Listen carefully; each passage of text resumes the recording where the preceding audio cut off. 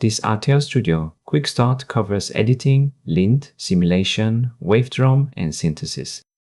The workspace contains an RTL design, a test bench, and 2 specific file lists. First, set the idle goal to 0 so the demonstration advances immediately.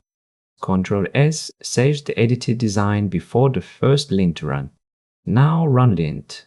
The 4-bit reset literal produces a width conversion warning. The report points directly to the mismatch reset width. Fix the warning by changing the reset value to a 3-bit 0, then save. Save the corrected literal before checking the design again. Run lint again to confirm the width warning is gone. With the warning cleared, the design is ready to simulate. Now run the Icarus simulation directly in the browser. RTLStudio compiles the test bench and runs the simulation locally. The completed run produces a VCD with the clock, state, count, and completion signal. In Surfer, right-click the P-scope and add its signals to the waveform.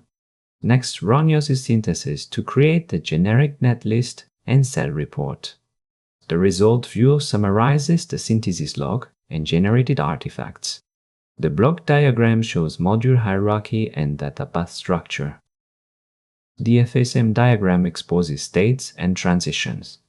Next, open the circuit schematic and wait for it to finish rendering. This view exposes the synthesized gates and their connections. Finally, right-click the generated VCD in Explorer and send it to Waveform Editor. RTLStudio creates the wavedrum document and timing diagram from the selected VCD. Try this workflow with your own RTL.